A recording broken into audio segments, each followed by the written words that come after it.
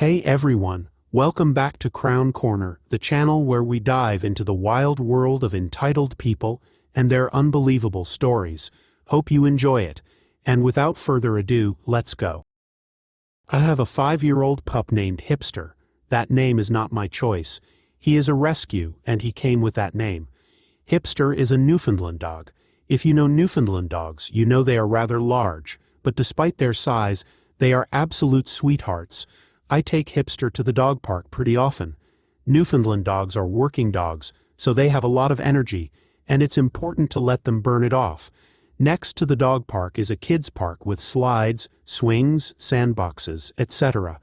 The kids there absolutely love Hipster, and Hipster loves them.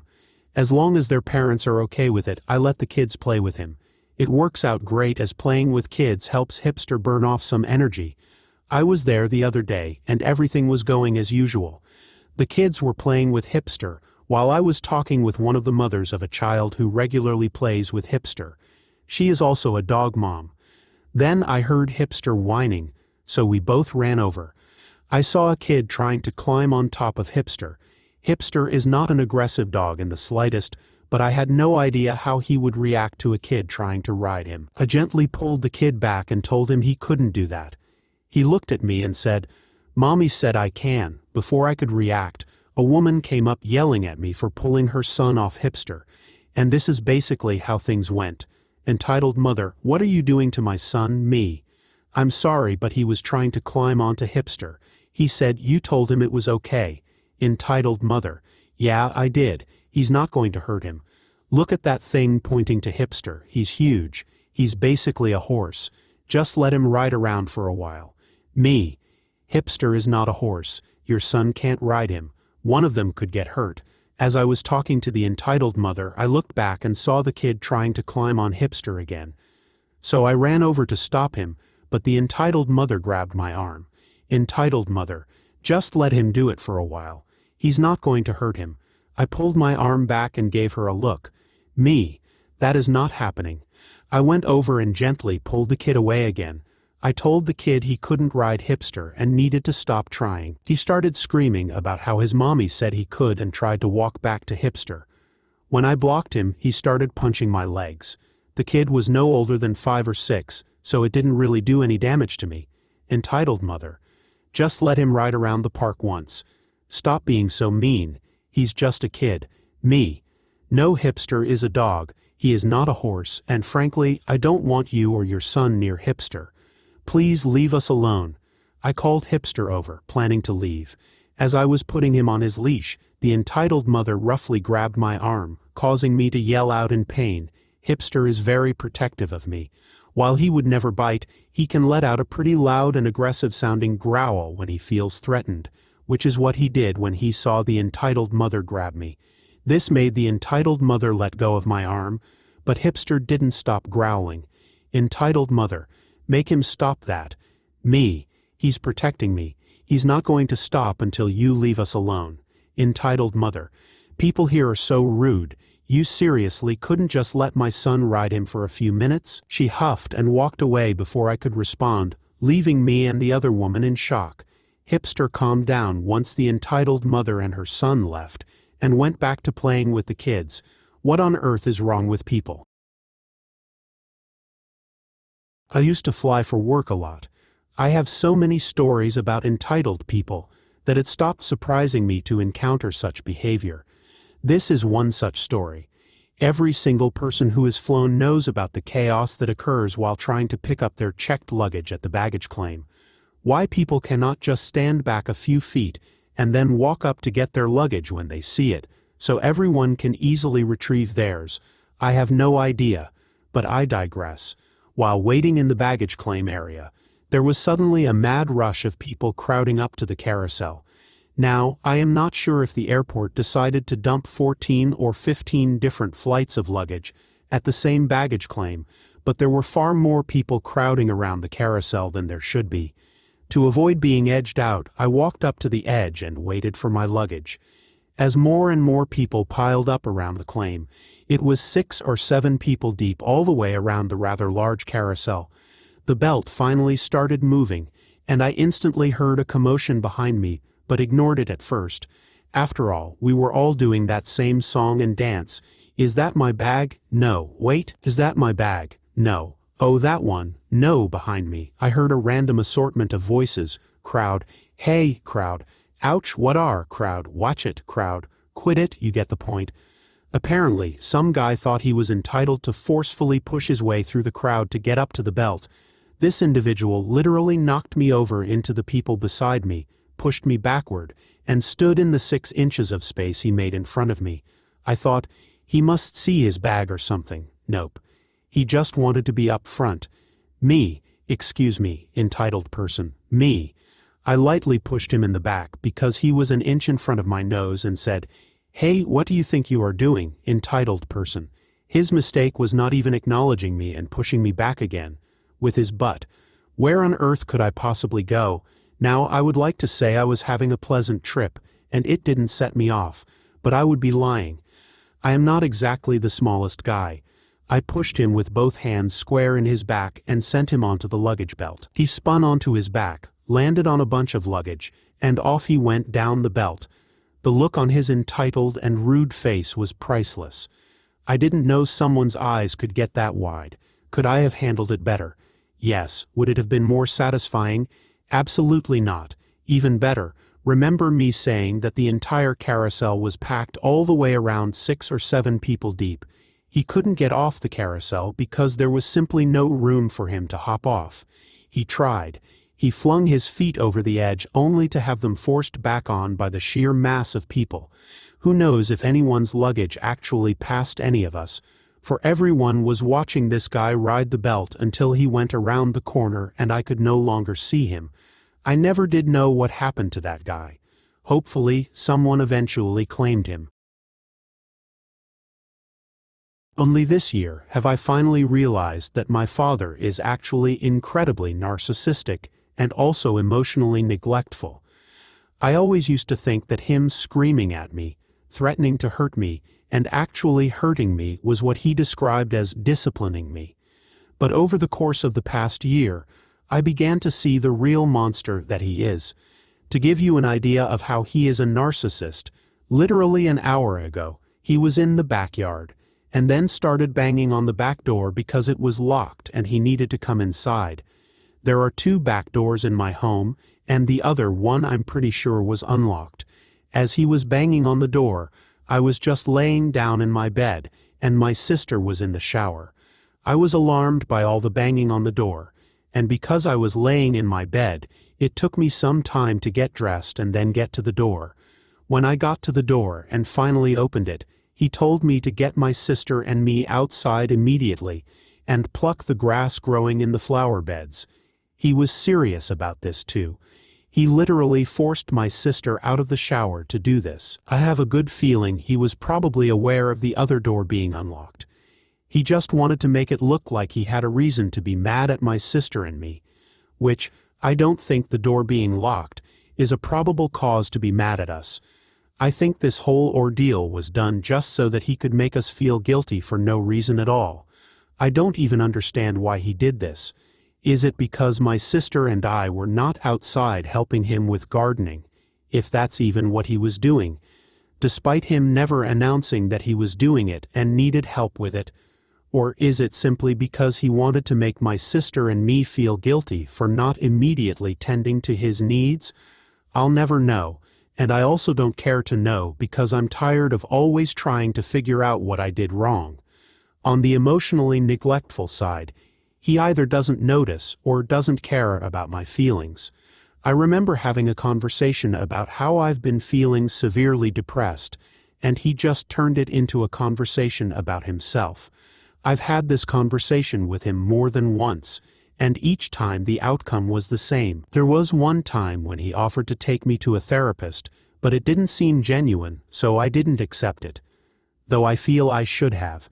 In the not noticing category, he can visibly tell that I am either upset, exhausted, or severely depressed, yet he still treats me the way he always would. An example of this is that he always forces me to go to this wrestling class called Brazilian Jiu-Jitsu, which I was unwillingly forced into.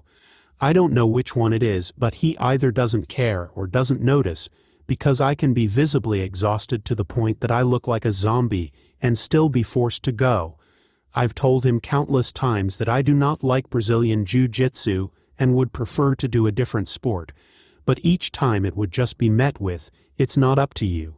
I understand that this is just the tip of the iceberg of abuse, but it really hurts to be alive and know that my father doesn't care about me and just uses me so that his home could be clean.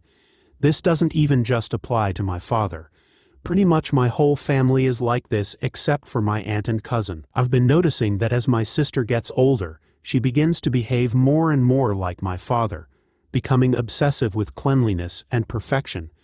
I have tried many times to explain to her that our father doesn't really care about us and just exploits us so that his house could be clean and in order. She refuses to accept it every time and just calls me crazy or tries to get away. I could go on about all the things my father's done to me, but that would make this post 30 times longer.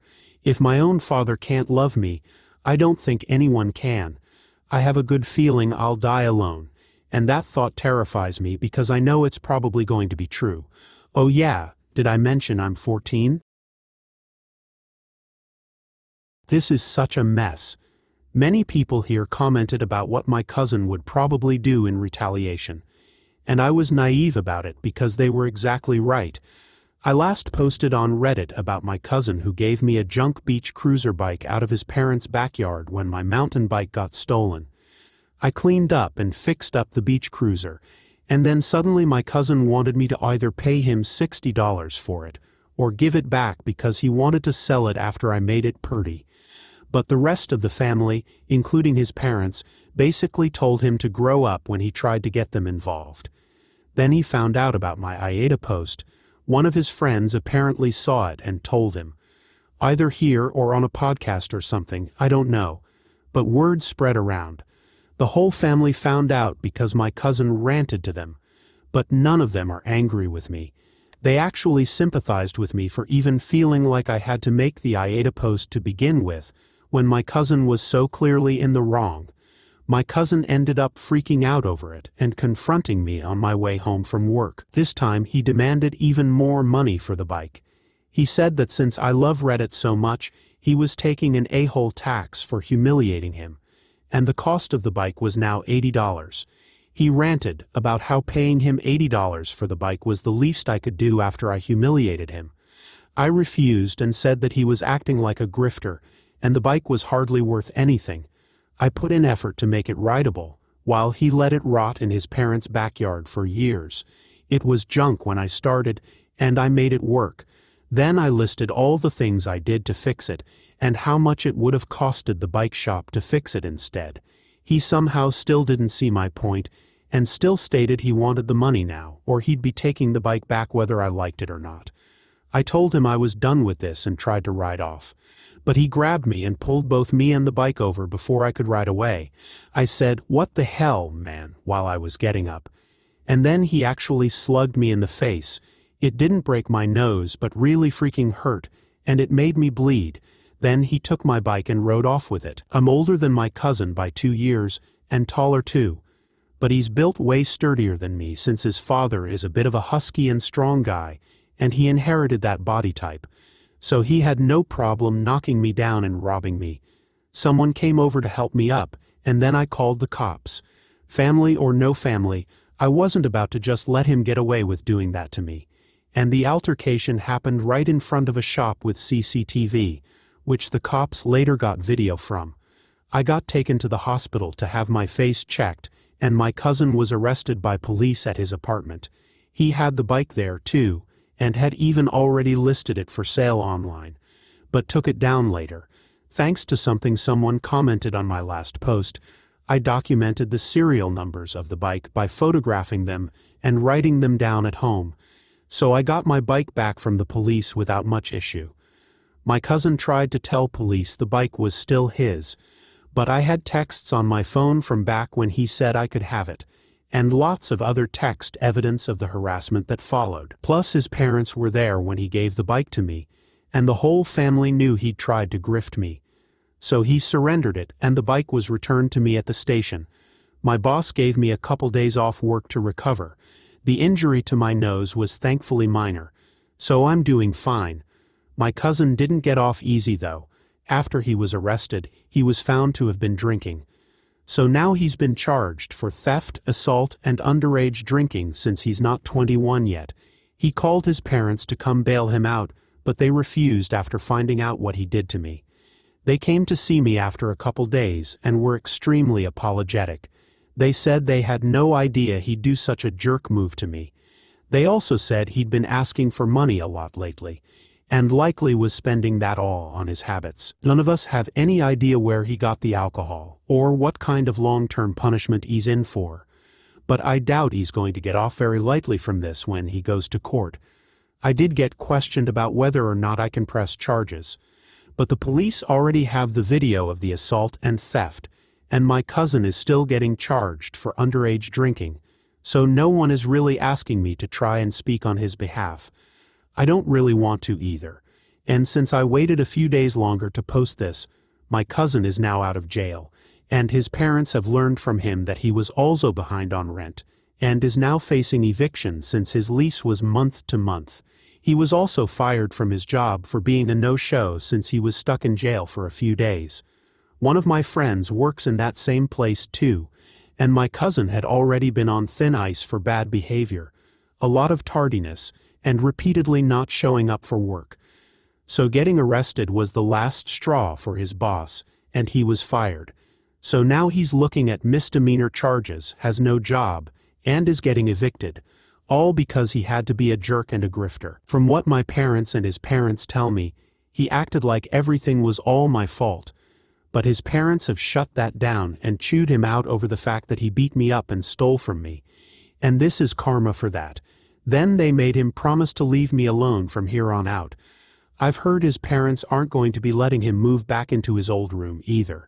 Instead, they plan on putting him up in the loft above their garage, which isn't exactly roomy, has plywood walls, and there's no AC up there for the summer heat. I went back to my routine of riding the bike to and from work, and I haven't been bothered about it anymore by any of my cousin's jerk friends. In fact, they seem to have completely distanced themselves from me and anyone else I know, so none of them made any attempt to apologize. But I don't care since I don't really know them. It's just insane that all this was over a used beach cruiser. It's not even an expensive one. I'd like to ask my cousin one day if it was worth it, but I don't want to see his face again anytime soon. Enjoying the stories yet? If you do, please subscribe, like, and comment. Sorry for the long post, but we're having some trouble with our neighbors due to their attitude toward our use of our own property. We live in a semi-detached house, and it's the neighbors adjacent to us who are not attached but share a driveway. There's no divide between our garden and theirs, except for the back. We moved in about 4 years ago. Just me, my partner, and our precious big dog. Everything was pretty mundane at first. The neighbors weren't much of a bother. But then again, we didn't do much as we had just moved and were still settling in. However, for whatever reason, the past year has seen the neighbors become uncritically obnoxious and inconsiderate. They have a daughter who regularly visits and constantly parks outside our house despite plenty of other spaces being available. There are no houses in front of us, and there's even a lay-by area a few meters down the road, literally 10 seconds away. We've asked her to move several times, as we have cameras watching over the cars. If she parks there, we have to park further down the street, leaving the cars unguarded overnight unless we wait until she leaves and move them back, which is usually around 11 p.m. or later, long after we've gone to bed for work. It's in front of a dropped curb she parks, and we know we can get the council involved, but would rather not resort to that. As annoying as that is, it's not the worst. A while back, we had asbestos sheets removed from our garage, which had cracked under the weight of the neighbor's tree. We said nothing about it because we wanted to get rid of it regardless, for obvious reasons. When the work started, the neighbor said, "Feel free to get rid of any bushes or trees in your way."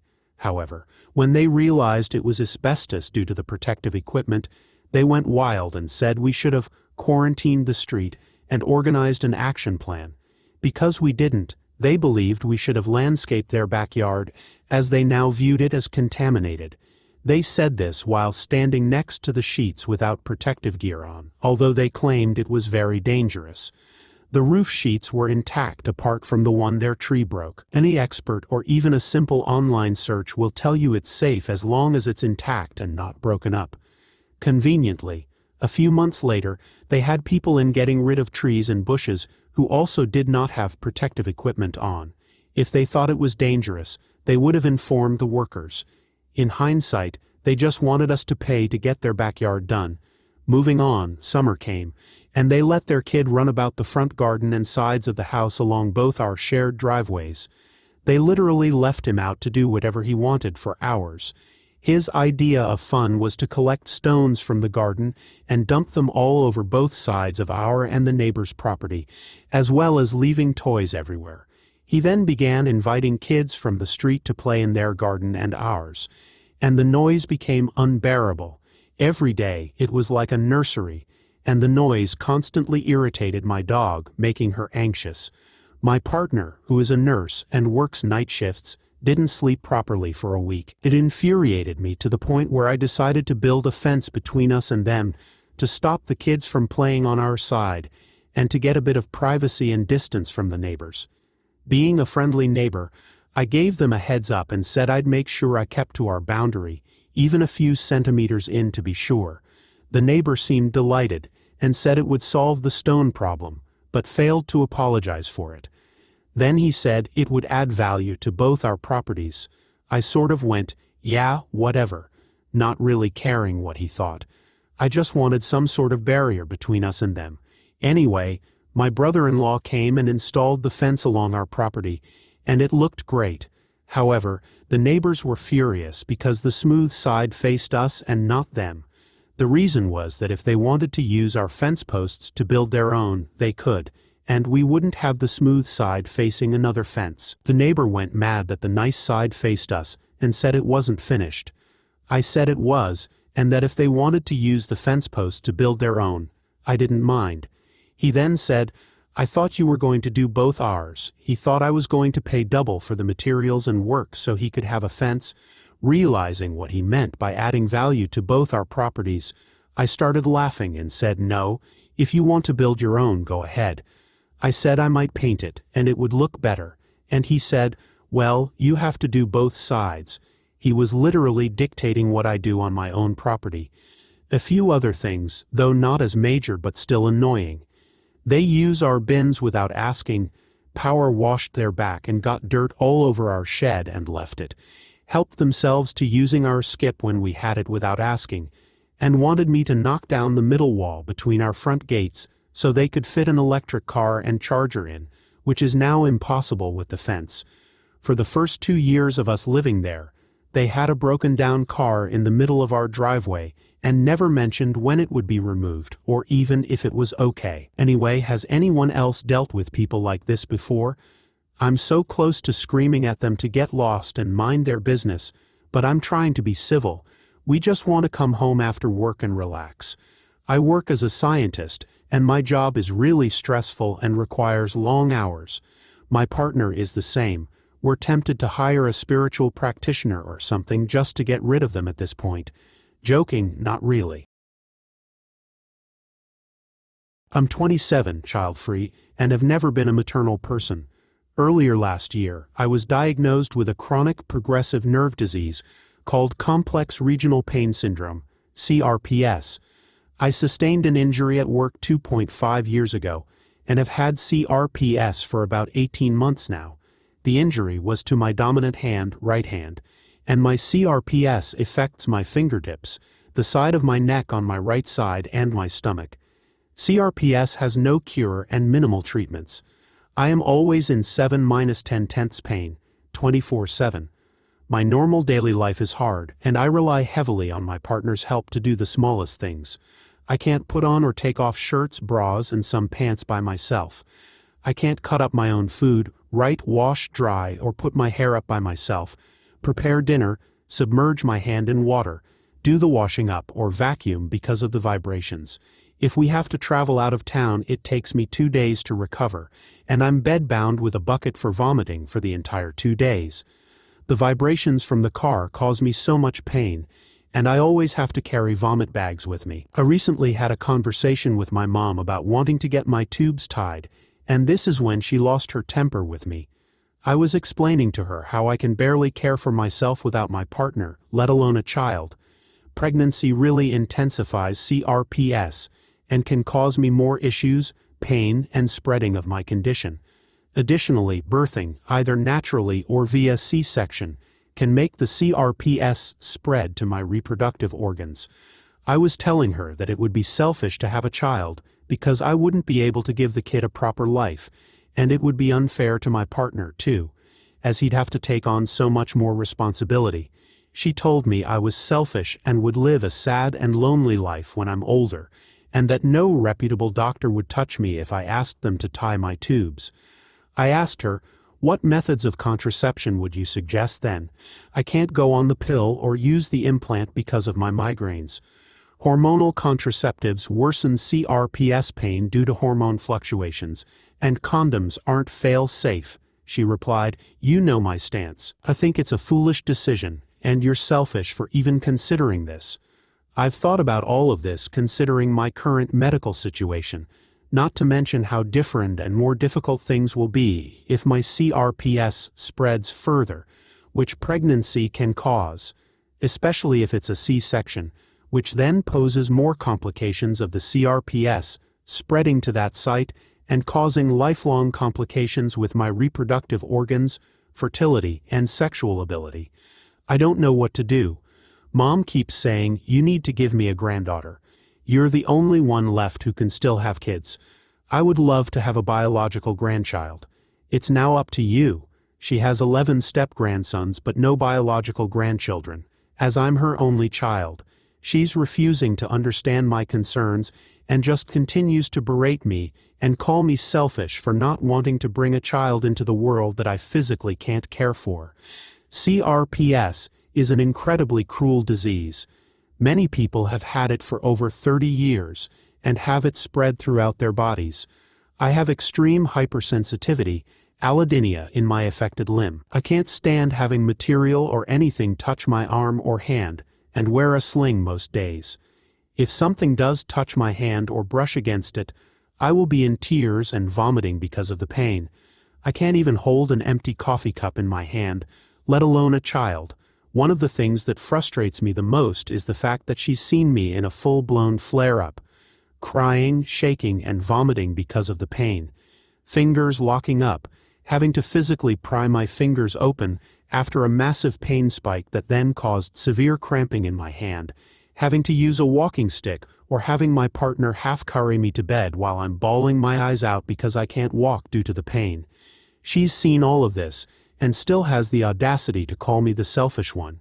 She lives 2.5 hours away, and has stayed with me for a total of 2 nights in the 7 years I've lived in this town.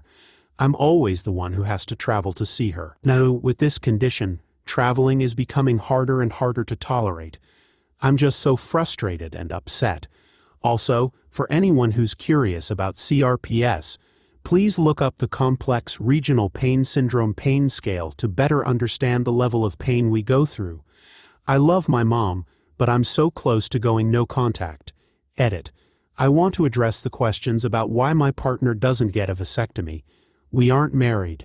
We have talked about it, but I don't want him to make that choice for my sake. I know that it's definite that I'm not having kids. I don't want him to get a vasectomy, and then we break up many years later, and he decides he wants kids with a new partner, facing the risk that it might not be reversible. It wouldn't be fair to him. He's already put aside so much and changed his life significantly to help care for me. I'd personally see him getting a vasectomy as another burden on him, and I don't want him to physically alter his body for my sake. My cousin, let's call her B, 38F, is the second oldest among her 4 other siblings. I, 24F, first noticed her entitled tendencies when she asked my mom if she could come to our house on that one Sunday night so she could use our Wi-Fi to research her lessons. She's a teacher, and had just returned to our town after being away for a long time. They do have Wi-Fi in their home, but it's slow. Mom agreed, thinking it was just a one-time thing since B knows we only have a limited internet data plan. She came to our house, used our Wi-Fi for 3 hours, thanked us and left. Then the next day she came back, and the next day and also the day after that, and so on. She also started using it for an hour or two longer each time. I got really concerned, so I told my mom, and she just shut me off because I was apparently being rude. In the end, our internet connection, which usually lasted us a month, now didn't even last 2 weeks. That's when my mom started getting concerned. So when B came again, Mom told her we lost our connection and didn't know when it would be coming back. She stopped coming for that reason after that. So I thought maybe she wasn't as entitled as I thought. Just clueless. But then, every time she visited, I noticed she would knock or call us once and then barge in immediately. Eventually, she didn't even bother knocking anymore. She just straight up opened our gate and went inside our house. It just so happened that I was in the kitchen doing something. She'd come and ask me what I was doing, and then she'd start looking at the leftovers on our table. If she liked something, she'd eat it, and I was too flustered to even say anything. One time I made dumplings for dinner. I eat early, so by 5 p.m., the dumplings were already ready. She was at our house just to chat with my mom, and, of course, she went to the kitchen to ask what I was doing. I made just enough for us, 3 each, so 12 in total. I wasn't in the bathroom that time, so when I went to eat, it turned out she ate 3. I got really bad and told her to stop treating our house as a free restaurant. But I was shut down by my mom for being rude, which I'm still pretty angry about. She'd also go to our garden and ask for fruits or veggies. She'd ask us for lime and take probably more than a kilo's worth. She asked for malunggay, just enough for a soup, and took a whole branch. Another incident was when she suddenly went inside our gate and harvested all the ripe papayas on one of our trees without even asking. So I sneaked in on her and asked her what she was doing. "Oh, I saw your papaya from the street and I thought I'd harvest it for you." I replied with, "Thanks, how many is that? We're planning on feeding them all to our chickens. Would you like to do the honors?" It was pretty hilarious looking at her face getting mad that one by one she lost all the papayas she worked so hard to take. She tattled to my mom though, so I was reprimanded for not even letting her keep one, but I just shrugged it off. Then there's her daughter F11, who's just as entitled as she is. She gets really jealous of the stuff we have, so we caught her multiple times trying to take whatever caught her fancy. At first, she asked but would compliment it first. Like when she eyed my markers. These markers are so pretty. It's a 36-color marker set, which cost me a lot, but I needed it for school. She'd follow it with, "I want it." I said no because I needed it, and she straight up replied with, "Just buy another one." I kept replying with no, so she started whining and then went to my mom to tell on me. Mom doesn't really like the kid that much, so she just said, "Ask your mom to buy you one," as nicely as she could, and that's when she shut up. But she didn't really stop trying when they visited our house a few days later. My sister N18 dislikes her because she keeps trying to take her things. N loves pretty things, so her room looks pretty. Her bags are pretty. Her notebooks are cute. All her stationery looks really cute. She has cute keychains, cute clothes, and a nice collection of art supplies. That seems to really rile F up. So every time she visits, she tries to take 1 or 2 of N's things but gets caught every time.